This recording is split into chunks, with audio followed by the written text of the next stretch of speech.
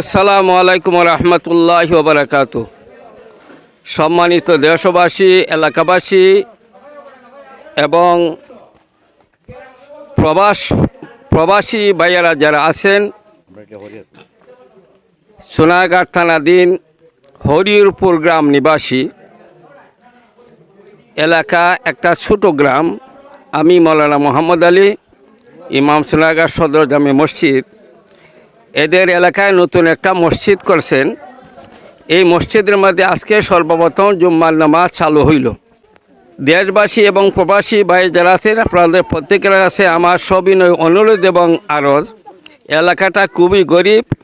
মসজিদের জায়গা একেবারে সম্পূর্ণ, একেবারে স্বল্প জায়গা। এলাকার মধ্যে প্রায় 200-400 লোকের মুসল্লিয়ান আছে। জায়গার মধ্যে 1 মাইলের ভিতরে কোনো জুম্মার মসজিদ নাই। এই জন্য তারা জুম্মা পড়তে অন্যত্র অসুবিধা। এই জন্য একটা জুম্মার মসজিদ এখানে কায়েম করা হয়েছে, 5 ওয়াক্ত নামাজও হবে। দেশবাসীর কাছে আকুল আবেদন, এমন কোনো সুহৃদয়বান ব্যক্তি যাদের কাছে সংবাদ পৌঁছবে, এই মসজিদের সাহায্যার্থে আপনারা যে কোনোভাবে সাহায্য করতে পারেন। ঘরের অভাব আছে, টিনের অভাব আছে, জায়গার অভাব আছে এবং মসজিদ আরও সংস্কার করার আরও প্রয়োজন আছে, আরও কয়েক শতক জায়গার প্রয়োজন আছে। তো আমি সংক্ষিপ্তভাবে, সামনে রমজান মাস আসতেছে, ফজিলতের মাস 170।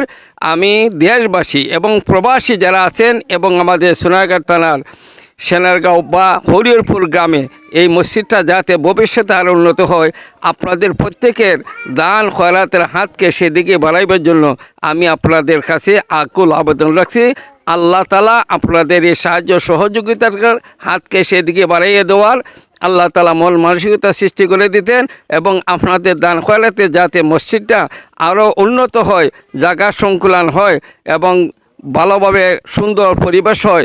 মাইকের দরকার আছে, বিভিন্ন জিনিসের দরকার আছে।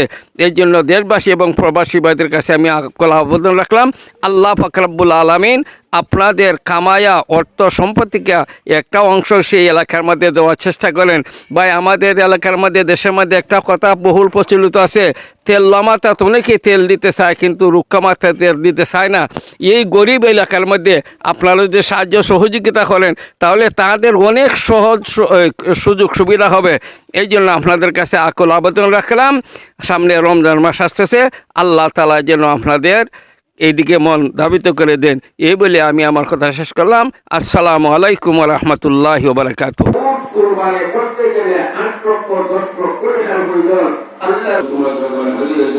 আল্লাহ আমাদের প্রত্যেকের জিন্দেগি গুনাহ তুমি মাফ করে দাও, আমাদের প্রত্যেকের মোতাবেক